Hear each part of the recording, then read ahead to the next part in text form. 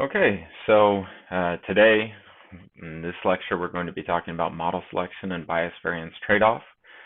So this is lecture 2 of statistical machine learning. I'm James Sharpnack.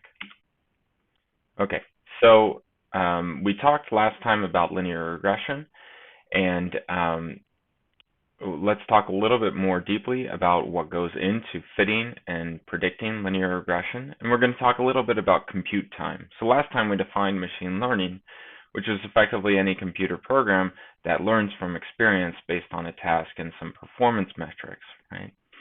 And so implicit in that is that it's a computer program that's doing this. So things like computational complexity are going to play a big role in machine learning, because if you can't compute it, then it doesn't matter whether you can do it in theory or not, right? For linear regression, the basic fitting procedure is solving your coefficients for linear regression. And a lot of you know that this means solving a linear system which takes the following form. And this is valid when this matrix, the Gram matrix here, is non-singular. So typically this is when your number of dimensions is lower than the number of samples. Right? So this is our form, the equation for the beta hats for the vector betas. And if you have, for example, intercepts, then typically I'm going to assume that we've added a column of all ones. So from your linear regression class, you should probably know that you can effectively construct an intercept just by adding a variable of all ones. And typically what we end up doing is we center and scale our x's so that they're normalized. And then we also add in the all ones vector, also normalized. So in general, your beta hat is a solution to a linear system which has this solution. So I'm just going to assume for the time being that this matrix is invertible, and this is x transpose x. So this is a p by p matrix inside of here. Right, so now we're solving a system where this thing is p by p inside of this inverse, and this thing here is p-dimensional, whereas this x transpose y, this y is n-dimensional, right? So there's a couple of things that are implicit in here. The first thing we would do is do a matrix multiply to compute these this vector here, the x transpose y, and then this inner p by p Gram matrix, right? So once you do that matrix multiply, now we have those matrices on hand. Okay, so this linear solve, it's solving a system of equations where this is a p vector, the x transpose y is a p vector, and then x transpose x is a p by p matrix. Okay. So we're going to talk about compute time every once in a while in this class, so let's introduce big O notation. So the basic idea is that mathematically we say that a sequence a sub n, which is indexed by n and is going from 1 to infinity, is equal to big O of b sub n if there's some constant such that eventually a sub n is bounded by m times b sub n, right, for n large enough. And then we say that an algorithm takes big O of a sub n time if the number of basic operations, so for example, floating point arithmetic, that it takes to run that algorithm is big O of a sub n, right? So we have to sort of state what our basic operations are, what takes constant time, effectively, and then we just say an algorithm takes big O of, say, n time if it takes n of those operations to compute it. So for example, if we want to use a for loop to compute this sum over I going from 1 to n, then we can do it in O of n time just by starting with 1 and then adding it to 2 and then adding that sum to 3 and so on, right? And of course, we know analytically what the solution to this is. It's n times n plus 1 over 2. And to compute that takes constant time because it just takes a couple of operations, right? So there's literally n operations, summation operations to compute this for loop. And another thing to think about is the memory complexity. And so sometimes there's the algorithmic complexity, the number of operations to run an algorithm, but then there's also the amount of memory that's required to store the intermediate steps, cache the intermediate steps in the algorithm. So for example, to compute the sum over I going from 1 to n, what we could do is just say, well, let's start with 1, we'll cache that, then we add 2 to 1, and we cache that, it's 3, right? We save that as a variable, and we can overwrite the old value of that sum, of the partial sum. And we can continue overwriting it, and so the memory complexity of this is actually constant. It's O of 1 memory complexity. Right, so it's really important to sort of think about memory complexity versus compute complexity. And typically when we want to express these mathematically, we use this big O notation. Okay, so linear regression, the way to fit it, we said it was solving this linear system and after doing a matrix multiply. So the matrix computation, the hardest thing to do is this in the matrix multiplies, is this x transpose x. Right, so to compute that for the j-kth entry of this, remember x transpose x is p by p. To compute the j-kth entry of this, we have to do a sum from I equals 1 to n of xij, xik. That's what this matrix multiply is. Right, and to do that sum, it takes O of n time, just like before. So the full complexity of this matrix multiply is p squared times n time, right? Because there's p squared of these entries, on the order of p squared of these entries. And so this is the full complexity of this matrix multiply. If you're in low dimensions, this p, we could think of it as a constant. Say it was actually like a number like 3. But then this n could be increased, and this linear time in n can be a bit of a challenge. Similarly, we have x transpose y. That also takes O of n times p time. It's lower order in p, and it's the same order in n.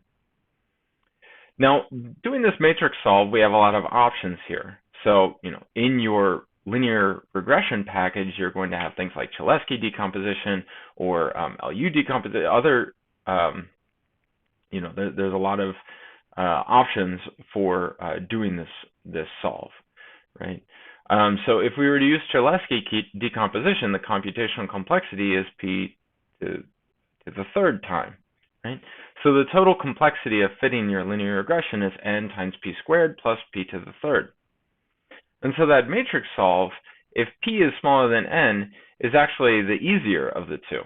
And if p is very small, then this could be thought of as a constant. And then the hardness is in doing these matrix multiplies, which scales with the number of samples.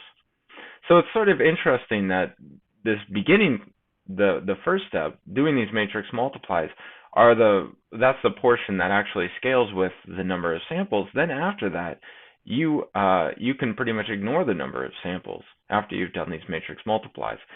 And so it's important to understand this, because in a lot of other frameworks, like MapReduce type frameworks, they will do this matrix multiply in a distributed fashion. Then once you have it, you can just compute on a single CPU or on a single server the actual matrix solve, actually performing the solve.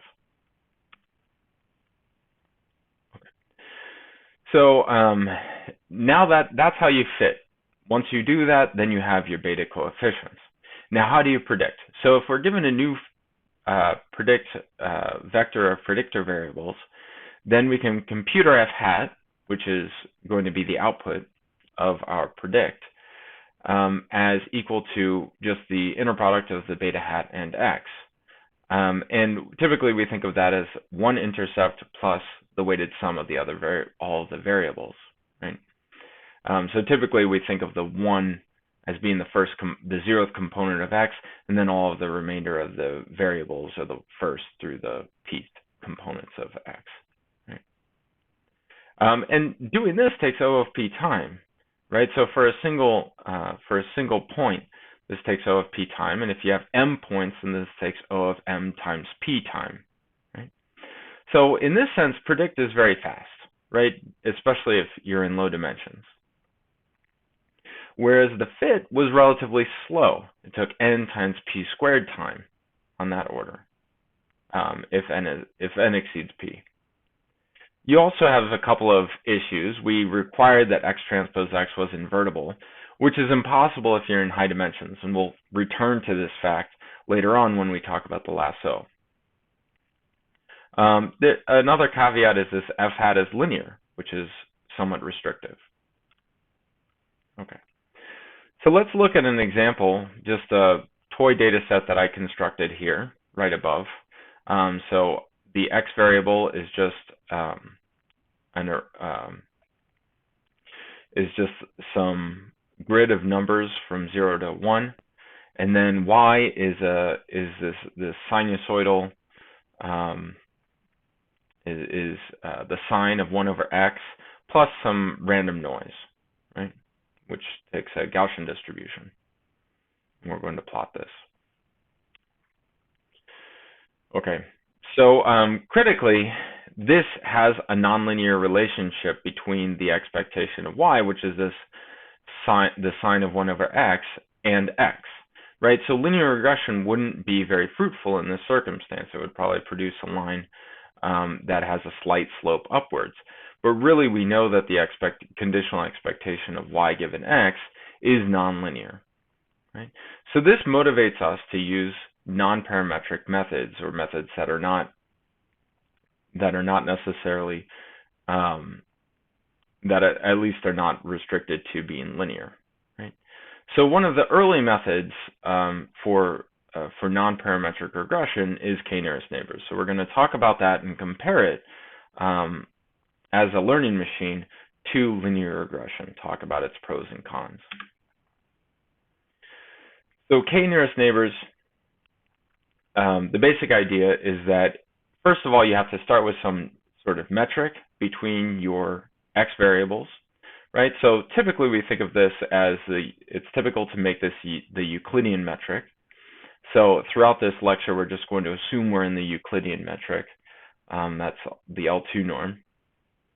And the K-nearest neighbors of a point x in our x space, so this is a vector, in our x space, within a set of points x1 to xn, this is xj1 up to xjk, where j1 and jk are the indices that are selected such that the distance to x are in increasing order for the sample. So we think of x1 to xn as our training set, and then we've reordered the training set such that we start with the closest to x, then we go to the next closest to x, and so on. Right? In K-nearest neighbors, it effectively, all KNN methods are just going to fit local models for predicting x using the K-nearest neighbors, and the K-nearest neighbors are the capital K first entries here. The intuition, and this is sort of important for K-nearest neighbors, the intuition is that we want to know things about the distribution of y given x, right? And so what we do is we say, well, let's look at the first K-nearest neighbors, and let's just assume that those are approximately IID copies of y given x. So that's the intuition behind K-nearest neighbors methods, is that you think of the K-nearest neighbors, the XY pairs for the K-nearest neighbors, as IID copies, approximately IID copies of y given x for a test point x. And for regression, one way that we're going to fit this local model is just to compute the average of the y's for the K-nearest neighbors. Right? So if we have the K-nearest neighbors J1 to JK are the indices of the K-nearest neighbors, then our f hat is just going to be the average of y from J1 to JK.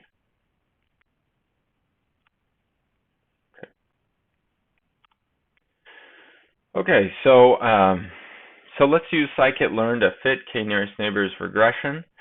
So the neighbors package provides access to K-nearest neighbors, the neighbors module within scikit-learn. And so we initialize a KNN object, a K-neighbors regressor object, and we have to set our number of neighbors in advance. So we say that this is 5, for example, is our KNN. And then I'm just going to reshape my x vector because at the moment it's one-dimensional, but the regressor objects require two-dimensional arrays. And so our KNN.fit is going to fit is going to do K-nearest neighbors regression of y onto x, right? And then predict is just going to then spit out that average that I just mentioned for a given data point. So we're predicting on the training points, which is not really the context that we're thinking of, but this is just for illustration purposes. Right? Okay, so if we look at the 5 nearest neighbors regression, then if we plot x and y against one another, then what we end up getting is a smoothed out version of the data points, right? And because we generated this so that it was noisy, it's important so that there was this noise, this Gaussian noise, it was important to do this sort of local smoothing. And so what you end up getting is something that's somewhat smooth, but it also follows this inverse sinusoid, or sine 1 over x, pretty well, with some error toward 0.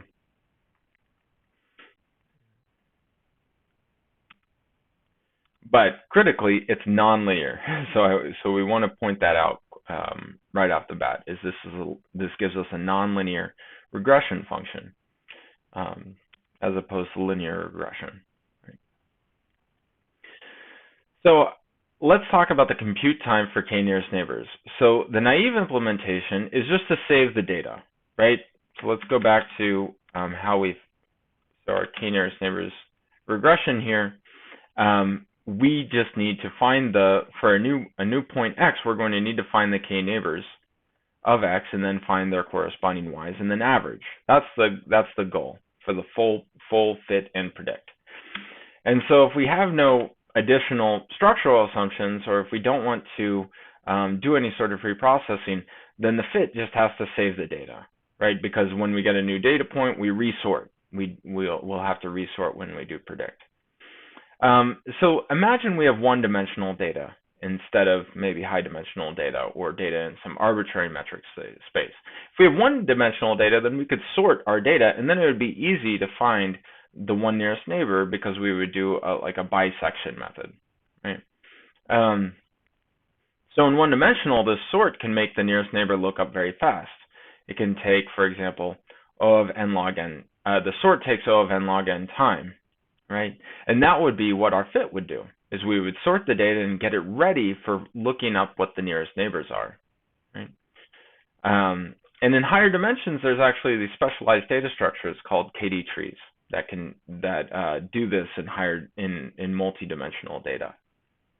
And it's an active area of research to be able to do nearest neighbor lookup efficiently in arbitrary metric spaces.